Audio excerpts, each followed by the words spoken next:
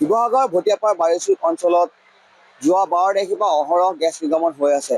মই বৰ্তমান উপস্থিত আছোঁ শিৱসাগৰ বাৰিচুক অঞ্চলৰ এখন 47 নং এই যি ৰিকটো আছিলে সেই ৰিকটোৰ সমীপৰ আৰু ইয়াত আপোনাৰ ইয়াৰ পৰা আপোনাৰ যি ৰিকটো দেখা পোৱা গৈছে প্ৰায় 200 মিটাৰ নিলগত আমি আছোঁ আৰু এই 200 মিটাৰ নিলগৰ পৰা আমি এই ভিডিঅ' সংগ্ৰহ কৰিছোঁ আৰু এটা আমেৰিকাৰ পৰা 3জনীয়া বিশেষজ্ঞ দল আহিছিলে আৰু সেই দলটোত 3জন আহিছিলে আৰু আমি এইটো কথা এইটো কাৰণে কৈছোঁ যে 2জন লোক পুনৰ আহিবলগীয়া হ'ল ইয়ালৈ।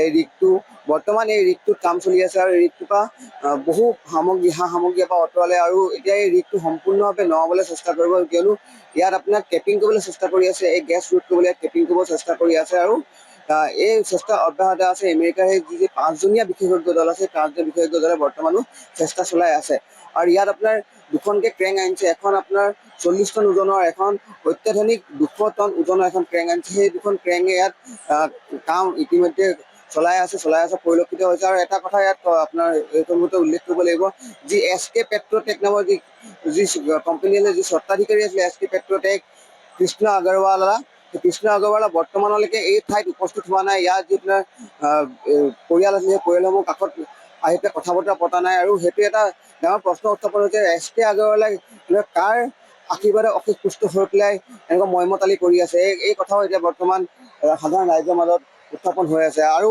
ইয়াত আপোনাৰ যি এই ৰিগৰ কাষত থকা যি আপোনাৰ দিখৌ নৈখন আছে, সেই যোৱাকালিৰ পৰা দিখৌৰ যি পানী আছে সেই পানী সামান্যভাৱে কমিছে আৰু যাৰ বাবে এতিয়া অকণমান কাম কৰিবলৈ ইয়াত সুবিধা হৈছে ইয়াত থকা ONGC লোকসকলৰ।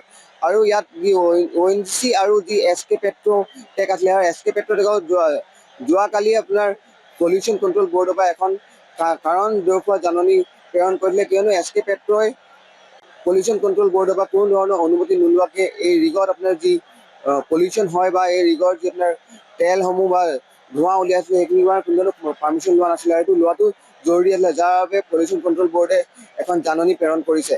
আৰু এটা কথা উল্লেখ কৰিব লাগিব, যি SK পেট্ৰ আছিলে, SK পেট্ৰই আপোনাৰ কোনো ধৰণে এইসকল পৰিয়ালৰ ওচৰলৈ আহি পেলাই থিয় হোৱা নাই, যাৰ বাবে এইসকল পৰিয়ালে SK পেট্ৰৰ বিৰুদ্ধে বহুবাৰ প্ৰতিবাদো কৰিছে আৰু বহুবাৰ ৰাস্তালৈ ওলাই আহিছে, কিন্তু তাৰ পাছতো কোনো ধৰণৰ ব্যৱস্থা গ্ৰহণ কৰা নাই SK পেট্ৰ। আৰু এটা কথা ইয়াত উল্লেখ কৰিব লাগিব, এই সময়তে এটা কথা উল্লেখ কৰিব লাগিব যে SK পেট্ৰ হওক বা ONGC হওক, এইসকল পৰিয়াল যিসকল লোক আপোনাৰ ইয়াৰ পৰা স্থানান্তৰ কৰিলে বা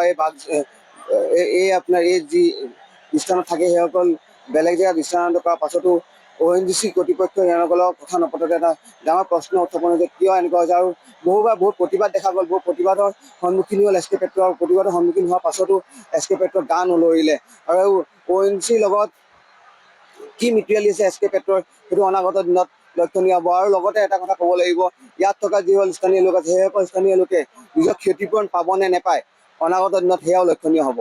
যিকোনো খবৰৰ বাবে যোগাযোগ কৰক 7099017330 লগতে 7099017110 নম্বৰত।